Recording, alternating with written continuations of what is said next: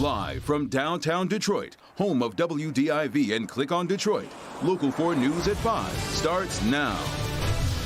We start with a heartbreaking milestone. The number of deaths from the coronavirus has passed 1,000 Michiganders. Mothers, fathers, sons, and daughters lost to this pandemic. And now, just a short time ago, Governor Whitmer announced new action that she hopes will help keep that number from rising even farther.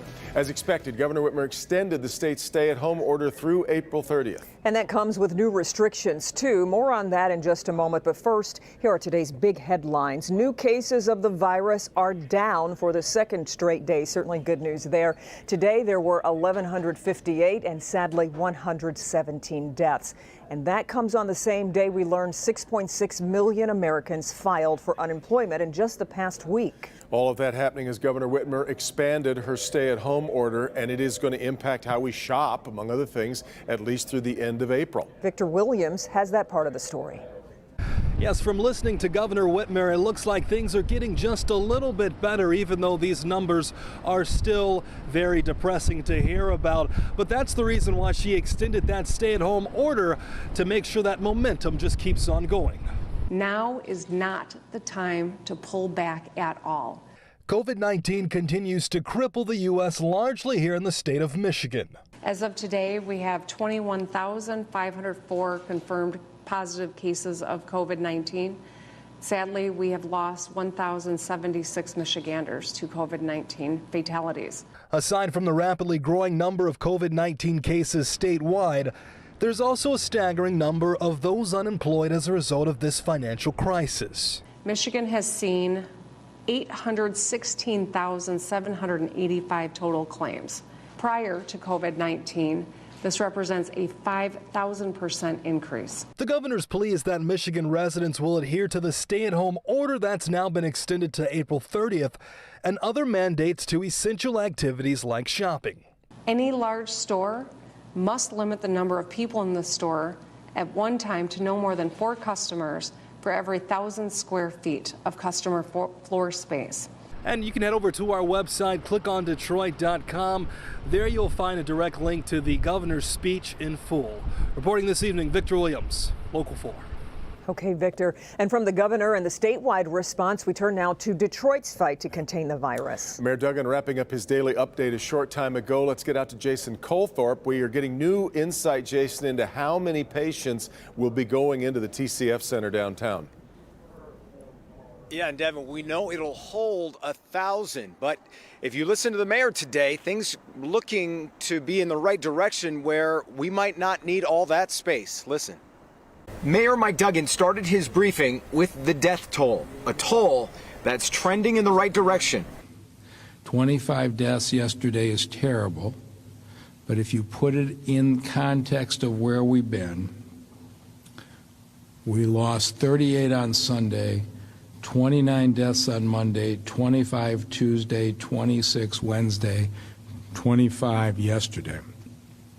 As I continued to talk about, the curve is starting to flatten. The first patients are expected to be taken to the TCF Center on Friday, and what happens there will be Detroit's barometer. Watch the TCF Center. So we're going to open 25 beds tomorrow, and in talking to the hospital CEOs, and this was my business, I understand the trends in hospitals. We're going to have to put ultimately in the coming weeks 200 to 250 patients at the TCF Center, just based on the crowding in the hospitals today. Well, that's a far cry from 1,000, and if it stays at that number, a lot of success. A couple other uplifting announcements as well. Congresswoman Brenda Lawrence had reached out to Hyundai, the car company, and their VP has donated $100,000 to Detroit, plus 10,000 test kits. The Congresswoman saying the check is cut and the supply should be in Detroit on Tuesday. That's huge news. Detroit police also gave an update. It's received about 952 complaints about the stay-at-home order, investigated those, actually written about 52 $1,000 tickets, and shut down a beauty supply business that had already been warned once and was allowing so many people in there to shop. They shut that down, so a lot of enforcement happening, and also going to keep the parks open because right now no one's really violating that law, so that's good as well. Back to you. One other note here, Jason. The mayor also talked about ramping up testing in nursing homes. Boy, oh, he sure did. And this is huge, Devin, because of the 15-minute test kits they have, they're going to split that up in half. And a lot of it's gone for first responders and police and fire. Yeah. Now they're going to do this 160 nursing home residents per day, test them.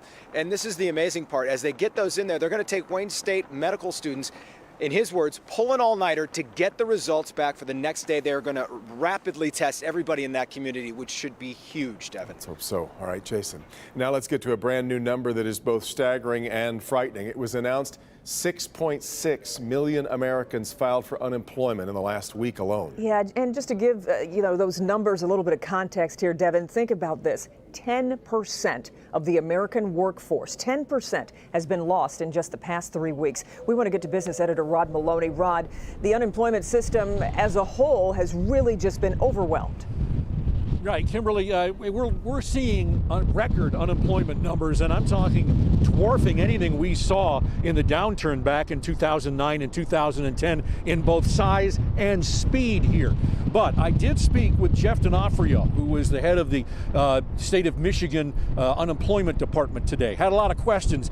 The first answer that he had for me was, we're starting to see those unemployment numbers plateau. Very encouraging to hear. But there are a lot of people, particularly independent contractors and those who are self-employed, who want to know about their ability to get benefits. That $600 from the federal government. Here is what he had to say to that. So we're going to have a new system that they can file on in the next couple of days. We're going to make an announcement on that very shortly.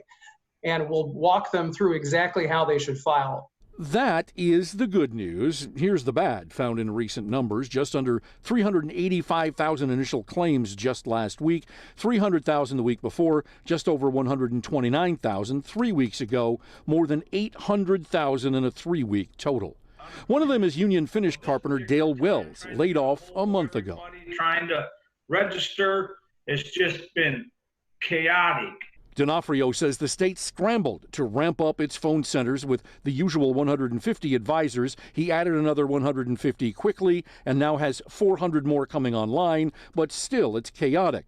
He says, though, you should only use the unemployment phone lines if you have a technical issue, like you need a password reset, you're an ID theft victim, or opened multiple accounts. If you can file online, please do that online. Of course, everyone wants their money. $362 a week, prorated from the state, that lasts 39 weeks. $600 a week that's supposed to come from the federal government and last until the end of July, with no strings attached. The $600 will start flowing in the next couple of weeks. So we're processing that right now. That'll automatically be applied in the next disbursement. When that money hits, it'll be a blessing, but I'm just going to wait.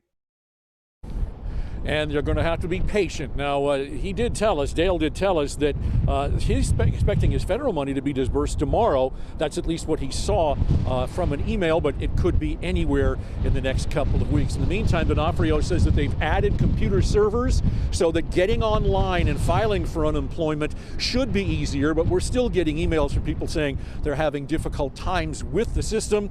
Still, D'Onofrio believes that most everybody who should get benefits will be getting them very soon. Reporting live in West Bloomfield, Rod Maloney, Local 4. Okay, Rod.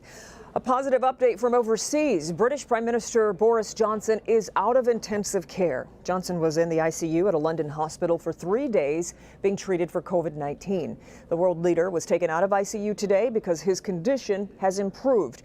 He's still being closely monitored, though, as he recovers. Johnson tested positive for the virus 2 weeks ago and at first only had mild symptoms.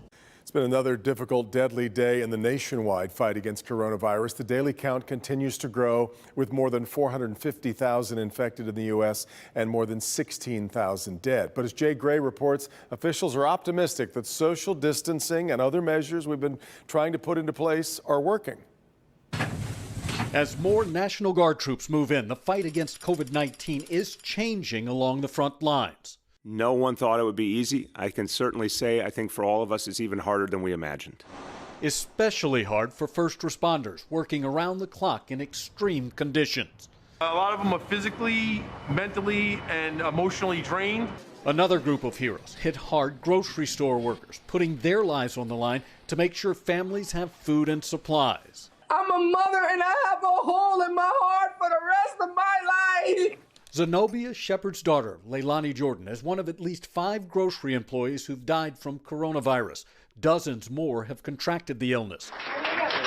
Still, there are glimmers of hope emerging. More patients leaving hospitals, survivors, and other signs the tide could be shifting. The mitigation, the physical separation that we've initiated is starting to have a real effect now. So much so, officials have now lowered estimates of those expected to be lost in the outbreak. But stress, everyone must remain vigilant. The last thing we can afford is to let down our guard and let this disease back in the door even more, and then see the numbers spike up. A constant guard providing, for the first time in a while, cautious optimism. Jay Gray, Local 4.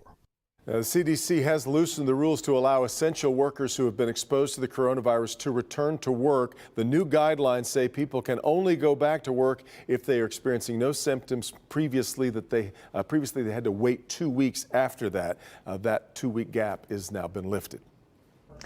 A big week continues on Wall Street today. The S&P 500 closed its best week since 1974 with another gain.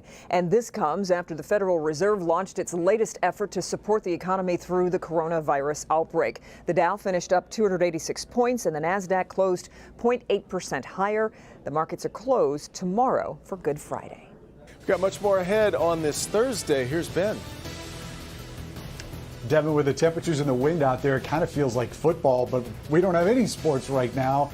And unfortunately, we've got more of this coming tomorrow. We'll look at how things are going to change for the weekend next. Have you tried using your favorite app to get groceries delivered to your home? It has been a huge challenge in my house, and I'm sure yours too. Well, we're going to share some of the secrets we've learned coming up in my Help Me Hank report.